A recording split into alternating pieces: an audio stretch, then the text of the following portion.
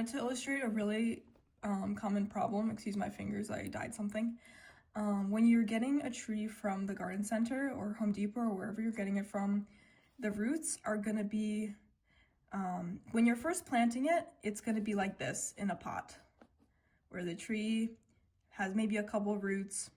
Over time, like throughout the year, throughout the months, it's going to grow in such a way that's it becomes pot bound, you know, and all the roots hit the wall of the pot and they just keep going around in circles because they have nowhere to go.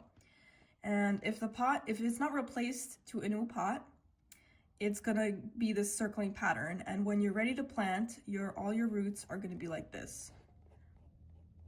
And then if you're hiring a landscaper, they wanna save time and they wanna save money. So they're not gonna be very diligent when they are planting it, because you have to make sure all of these roots are like this.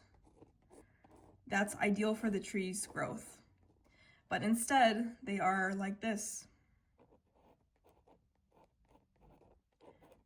And maybe they'll rough it up a little bit, but usually they leave the burlap on. So you can remove some of the roots and they'll start growing that way.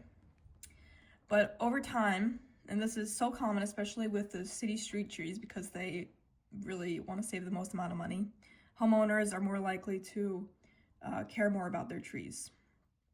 But you'll often see on city street trees, they'll just have roots that go like this. And under the ground, you really don't know what's going on. So it's fair for you to assume that it's like this.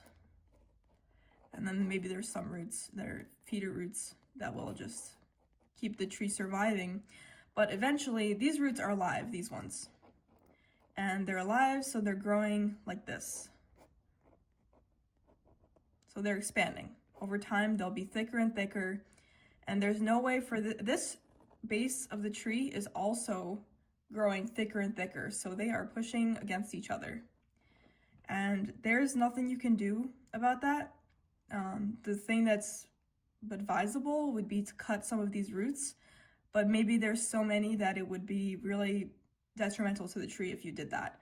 So if you cut all of these major roots, you would leave basically all of these roots, and a lot of them would decay because they're connected to these first ones. So now you have decaying roots, and it's just not an ideal situation for the tree, and there's not much you can do for the tree.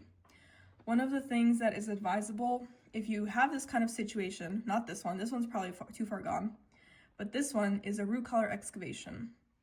So that involves an air spade, which you blow out all the soil. That way you can actually see what's going on under the soil.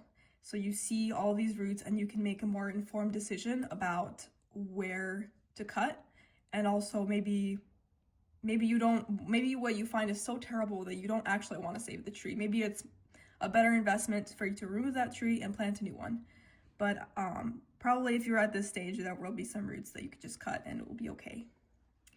Another common problem I see is this goes into a situation like this, where the base of the tree is here, this is the root collar, and then it's just planted like that.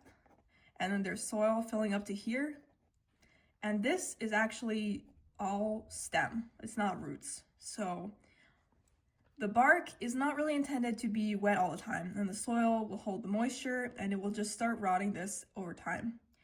And if you're rotting this all around the tree,